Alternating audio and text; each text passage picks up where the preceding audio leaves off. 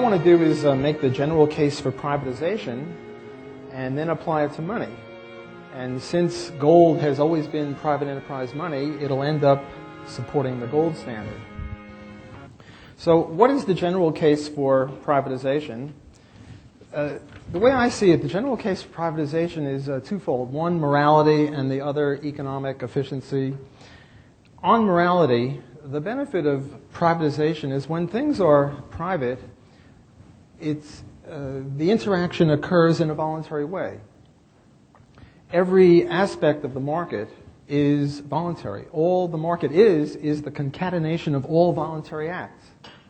So if I trade you this, your pen for my tie, I benefit because I like your pen more than my tie, so I gain to the difference between the two, and you like my tie more than your pen, so you gain to the difference to you between how you evaluate my tie and your pen that you have to give up. And that's pretty much what the market is. It's just trading. And all trades on the market are voluntary. And this is highly moral as far as I can see, because one of the basic premises of free enterprise or morality or ethics is voluntary. In sharp contrast, the government, when you deal with the government, it's not voluntary. You have to do what they say or not do what they say not to do. You have to pay them taxes, and if you think taxes are voluntary, try not paying them and see what happens to you.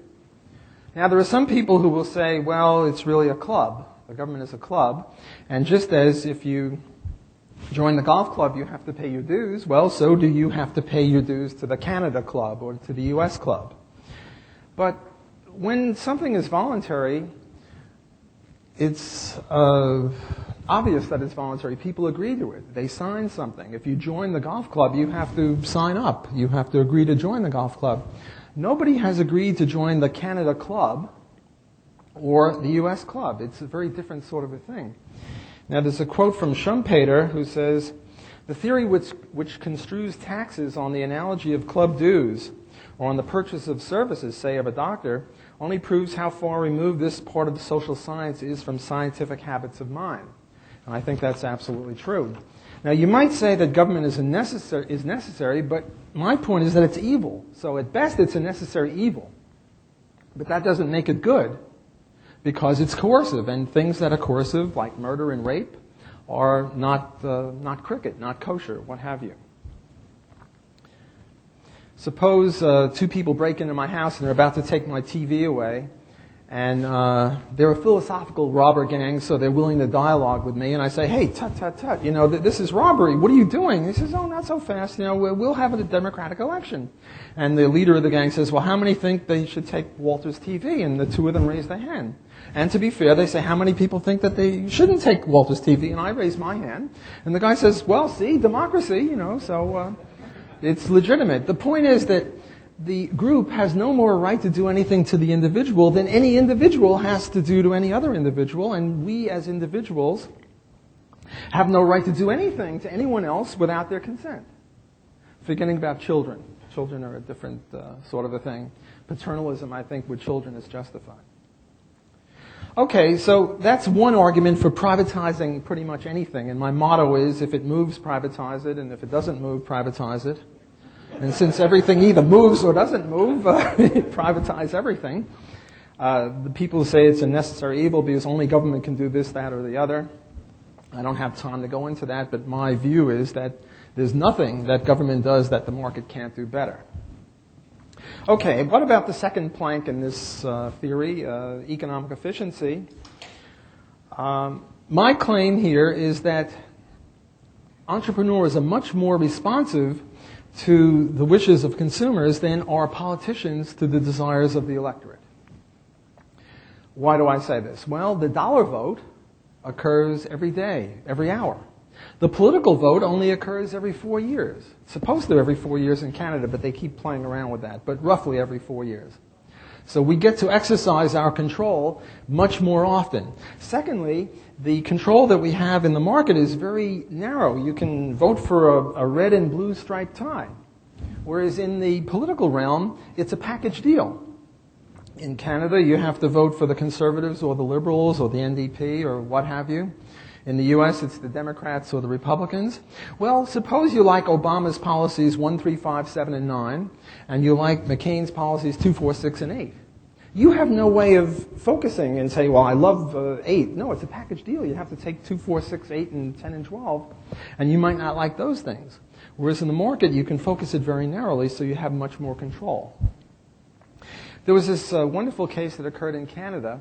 Terry Fox, who is a Canadian hero, he ran marathons every day for, I don't know, several months, all the way from Nova Scotia, I think it was, and he ended up in Manitoba when he had to stop on one leg, a marathon every day on one leg. And the Canadian people wanted a commemorative stamp in his honor. And it took Canada Post, I don't know, 2, 3, 4 years to do that. At around the same time, Eaton's, a local department store here in Vancouver, had a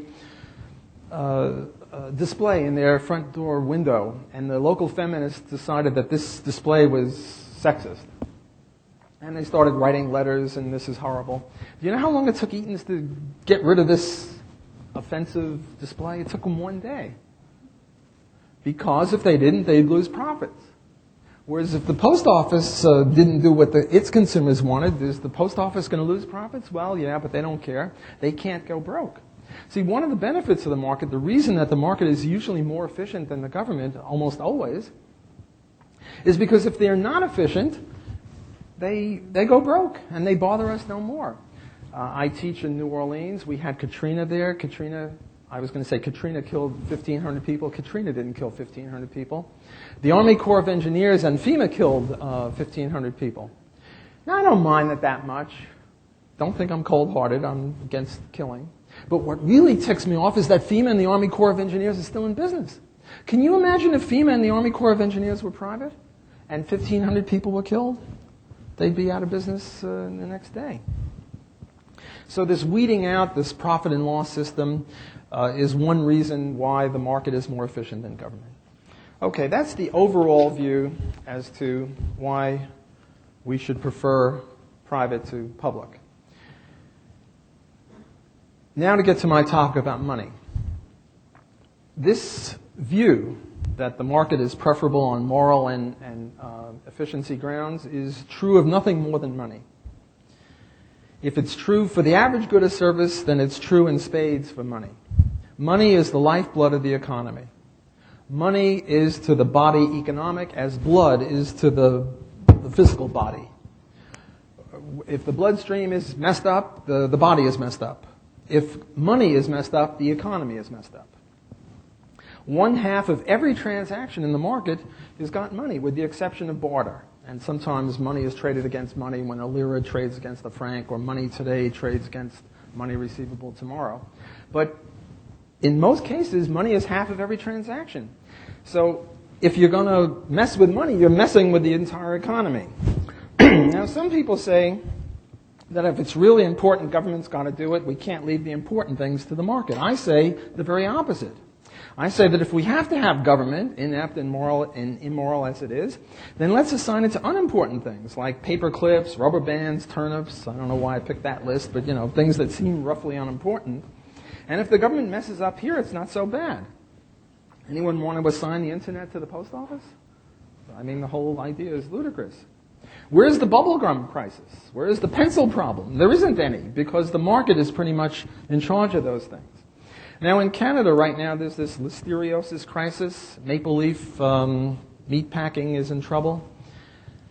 And everyone says it's Maple Leaf's problem.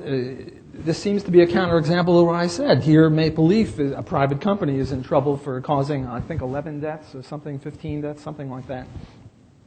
But this makes it sound as if laissez-faire capitalism is operating in this corner of the economy. Nothing could be further from the truth. The Canadian government is heavily involved in inspection of meat and other such products. And yet no one seems to be blaming the government for this, because our media is not really in tune with free enterprise economics. Lenin said that the best way to overturn the capitalist system is to debauch its currency. Keynes, I don't usually quote these guys, but what the heck, you can quote the devil. Keynes said, and this was in the Economic Consequences of the Peace in 1919, Lenin was right. two lefty buddies, and me, I guess I'm a lefty here too. There is no subtle and no sure means of overturning the existing basis of society than to debauch the currency. The process engages all the hidden forces of economic law on the side of destruction, and it does it in a manner that not one man in a million is able to diagnose. There are our friends on the left who say money is the root of all evil. I say the very opposite. Okay, so why do we have money? How did it start? Why is it so important? How did the government take it over? And what are the problems with the government takeover of money? Those are the issues that I'll be addressing. And I'll be basing my remarks mainly on two of my gurus, my mentors, Murray Rothbard and Ludwig von Mises. So I'm going to ask you to imagine a scenario where there is no money. And not only where there is no money, but where there's no trade. And let's suppose that there are, 10,000 people in the local area. This is years ago, before the advent of money. And each of them has a square mile, so there's enough stuff to create life. They can all be farmers and eat, but they're all self-sufficient.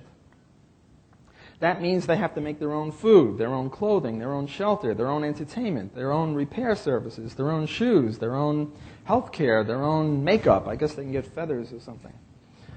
Everything they do is just by themselves. They're all on their own. It's in effect, they have a tariff wall, an infinite tariff wall around each of them so that none of them can trade. This is sort of the economic nationalists' great idea of self-sufficiency. You know, we have to be self-sufficient in oil. We can't buy oil from someone. We can't buy shoes from someone. So here you have the anti-globalists, the people who riot in Seattle whenever they're trying to have more trade. You have their ideal. Well, is this good? Not really. Not very good.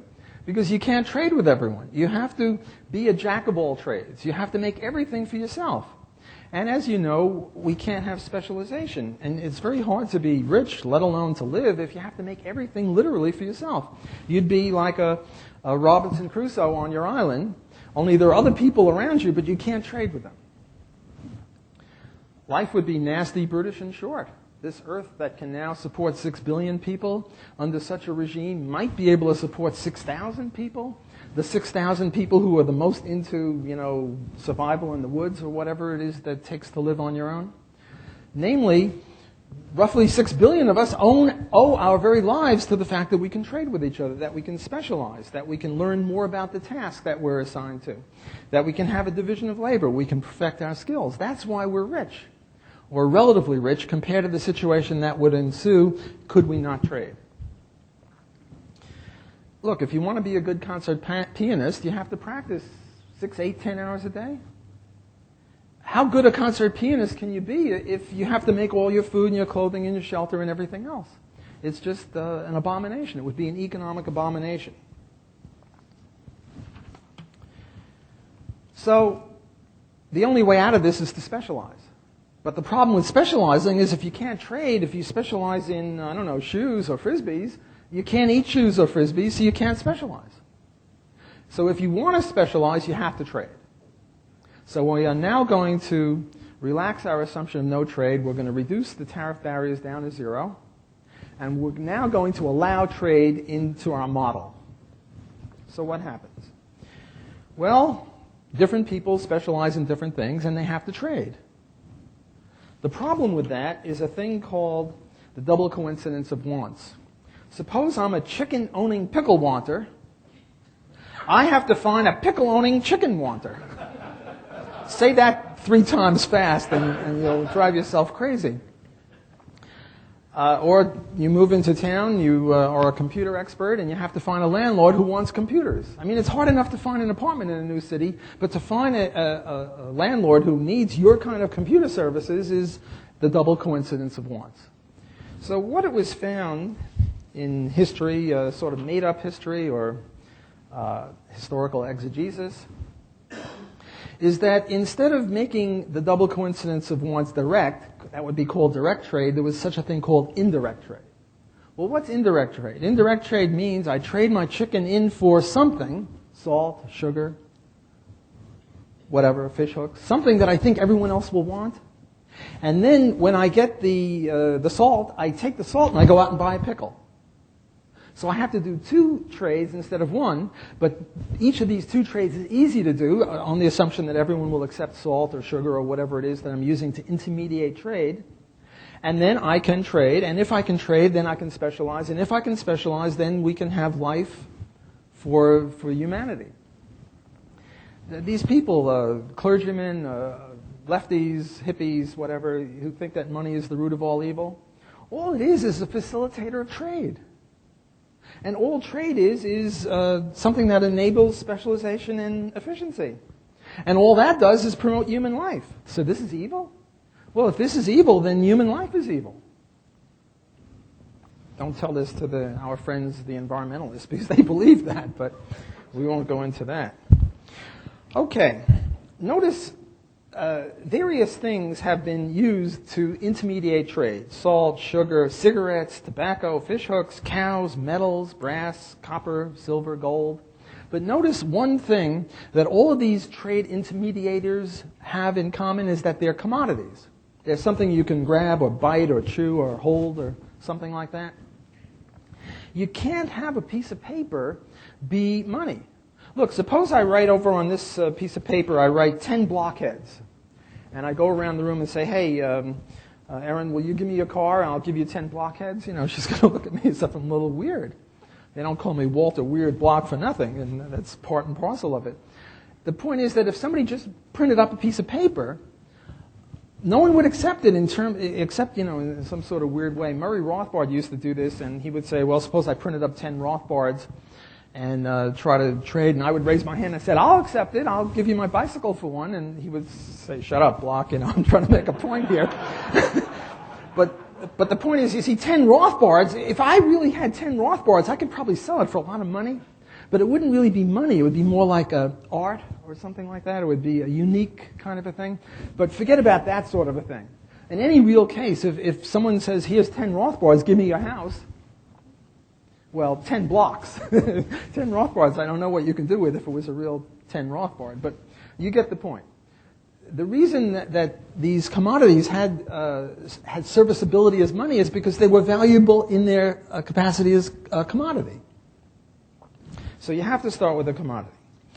Okay, so then there was a debate, a competition to see what would be the money. A competitive struggle over which commodity. Would it be bananas? Would it be cement? Would it be diamonds? Would it be gold? You had a sort of a competition between these various commodities to see which of them would be the trade facilitator or money, which is a synonym. Well, the way economists look at this, the criteria for success are durability, which means bananas aren't going to really cut it as money because they rot too soon. Divisibility, diamonds would make a lousy money because when you try to make change in diamond and break a diamond in two, the 2 smaller diamonds I think are worth 1/8 of what the bigger diamond would be worth if you could cut them cleanly.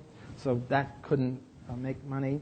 Recognizability, if you can't recognize the thing, say the gold from the copper, then it wouldn't work out too well.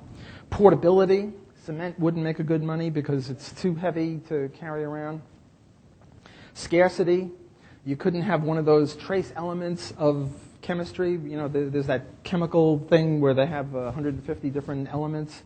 The rare ones wouldn't make good money because there's not enough of it around. It has to be in circulation. It has to be divisible, and gold is a soft money. You can cut it more easily than you can cut other monies. What is it that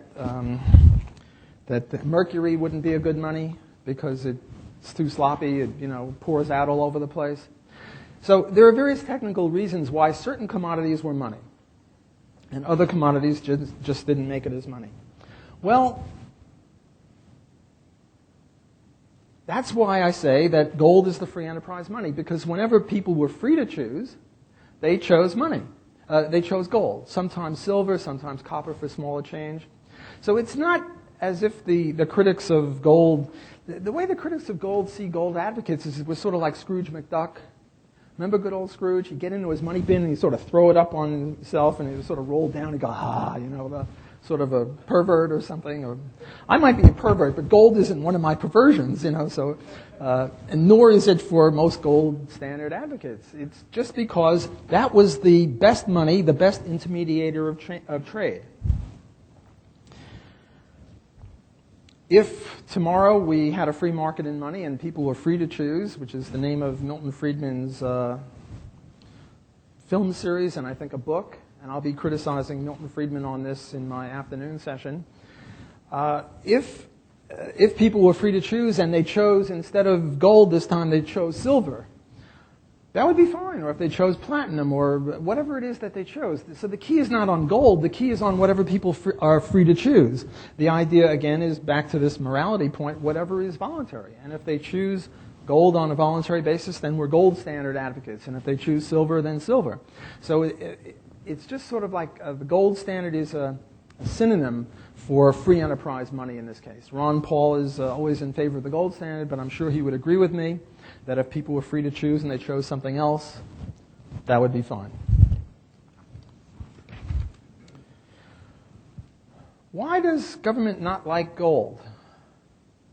Well, there are only three ways that government can get money. First way is taxes. The problem with taxes from the government's point of view is that it's very clear as to who's doing the taxing. It's government. The second way that government can raise money is by borrowing. And again, it's very clear that the government is crowding out private borrowing. The third way that they can raise money is by inflating. And as my man Keynes said, it's one man in a million who really understands what's going on in this case. Rather, government is able to blame greedy consumers or greedy businessmen or greedy people or unions. And I stand second to no one in my condemnation of unions, but I don't think that unions are responsible for inflation. It's rather government printing more money, chasing a certain amount of goods. Certain people blame inflation on oil sheiks or somebody like that. But the point is that if the prices of oil go up and the money supply stays at around the same price, then the same quantity, then the prices of other things have to go down. If we're spending more money on oil than we have to, and we only have the same amount of money, we have to spend less on everything else. So you don't get an overall increase in prices with anything like that. Now, it's hard to see why an increase in money would raise prices. And the reason it's hard to see is that there's no one-to-one direct correlation. And expectations are crucial here. For example, suppose we're all used to prices of flat. Prices have been flat ever since whenever. And all of a sudden, government raises the money supply, and now there's demands for all goods go up in money terms, and there's an incipient tendency for prices to rise. And prices start to rise a little bit, but everyone thinks that prices will come back down to where they were. So if you think that prices are going to fall down tomorrow, are you going to buy more or less today? Obviously less. So what happens is that expectations dampen down the incipient effect of money to raise prices because people expect lower prices, so they buy less in the hope that they can buy more tomorrow when prices are falling. So that's the first stage of the Misesian inflationary story. The second stage is that there's a rough correlation. The money supply goes up by 5%, the prices go up by 5%. Remember, the first stage was the money is going up by 5%, prices weren't going up at all. Second stage is that there's a correlation. But the third stage is they keep pumping up money, and now people's expectations tip over in the other way, and they expect prices to be higher tomorrow. So they buy more now. And when they buy more now, then you have two causes of the higher price rise. One is the more money, and the other is the expectations. And then the last stage is they'll buy anything, like in Zimbabwe or Germany in 1923. Whether they need it or not, they're going to buy it because the money is losing its value as you speak. So it's hard for people to see that that there is this correlation because it's not a direct correlation because of this expectations intermediation. And yet, money is the increasing in money supply is the cause of prices increasing. Well, how did this get started? The way this got started was with the evils of fractional reserve banking. How did that start? Well, let's get back to our scenario before where there was a certain amount of gold and everyone was trading, intermediating, and now we could live lives and we can have specialization and division of labor and everything was cool. Well, where would you leave your gold? You don't want to leave it in your house because gold is valuable. So what you do is you leave it in the house of somebody who can protect gold. Well, who can protect gold? A goldsmith. He's got a big safe. He's got armed guards to protect the gold. So what you do is you deposit your gold with him, and he gives you a little warehouse receipt, payable to the order Walter Block, 10 ounces of gold. And then every time I want to make a trade, I go back to the goldsmith and I say, hey, give me my gold. I want to go buy a horse and carriage. And he gives me the gold, and I go buy the horse and carriage. And now the ex-horse and carriage owner deposits his gold with the goldsmith, and he gets the same sort of receipt. That's the first stage. The second stage is people started saying, why go to the goldsmith? He's all the way over there. Everyone knows the goldsmith. He's honest. Here is his signature. It's a small town. We all know what his signature looks like. So instead of taking 10 ounces of actual physical gold, what I do is I go to the guy who has the horse and buggy, and I say, here's my warehouse receipt, payable to the order, 10 ounces of gold. Will you accept this? And he looks at it and he says, yeah, sure. So now we're trading little pieces of paper. But these little pieces of paper are backed 100% by gold in the goldsmith's warehouse or in his safe. And then one day, the goldsmith's wife, it's always a woman who's in charge of the problems here. We sexists have to say such things. And the goldsmith's wife says, well, you know, the Joneses, he just got her a yacht, and I don't have a yacht. And the goldsmith says to himself, you know, I have 10,000 gold ounces outstanding, and I have 10,000 gold ounces right here in my safe, and I have 10,000 warehouse receipts worth of gold outstanding among the community. Maybe I'll print a few extra warehouse receipts for which there is no gold. And the only time I can get in trouble is if all 10,000 ounces come together and demand their gold, which I'm obligated to do because these are demand deposits. But as long as they don't all come there, as long as no one knows about this, he can engage in fractional reserve banking. And thus, inflation was born. The gold standard didn't collapse. Government abolished it to make it easy for it to inflate. How did it do this? Well, it had compulsory monopoly of the mint before the government got involved. And remember, the reason the government wants to get involved is that this gives it a third dimension of money raising. Look, if you had a printing press in the basement and you had the soldiers and the police and taxes were not enough and borrowing was not enough and you wanted to go fight a war in Iraq or somewhere and you didn't want to raise taxes, what you would do is start printing. Or in the age of banking, start increasing the money supply. So what the government did is it had a compulsory monopoly of the mint. It had legal tender laws. Here's a quote from U.S. Today of a year ago. Washington, the government today warned consumers and businesses that it is illegal to use alternative money known as Liberty dollar coins, which is based on gold, which organizers promote as a competitor to the dollar. So if you use anything else to intermediate trade, you can go to jail for that. So you get this strange juxtaposition of the libertarians who favor legalization of pot and legalization of gold. And legalization of pot is supposedly a left-wing thing, and legalization of gold is a right-wing thing. And libertarianism involves both of them. Other things that government did is it allowed fractional reserve banks to keep in business even though they couldn't meet all their debts, permitting banks to refuse payment even though they were bankrupt. It engaged in central banking, which removed the checks on inflation.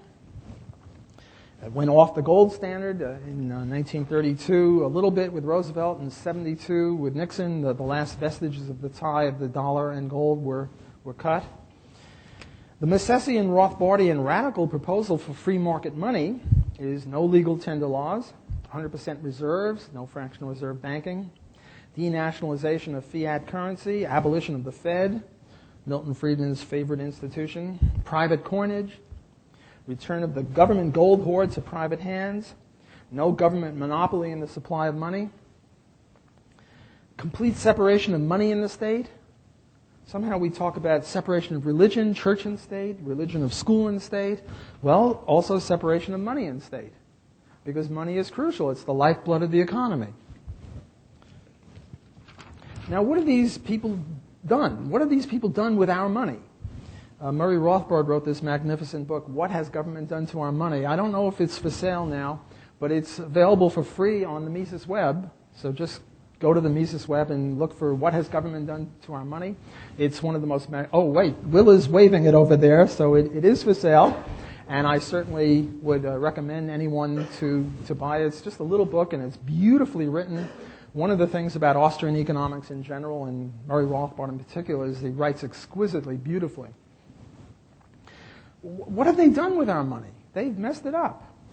$100 that you could have, if you would have bought a market basket of goods for $100 in 1914, do you know what it would cost you now for that same market basket? $1,962. So that's an 1,862% increase. I don't know about you. I'm of a certain age. But when I was a kid, you could buy a bagel for 3 cents. I don't know what it costs now, $2? You could buy an ice cream cone for 10 cents. You could buy a hot dog and a Coke for 25 cents. Now these things are 10-fold, 15-fold, 20-fold some cases. Now, one problem with government inflation is that it allows them to do things, create wars that they couldn't finance otherwise. That's one problem. Another problem is it has a mild redistribution of income, if you want to call it that way.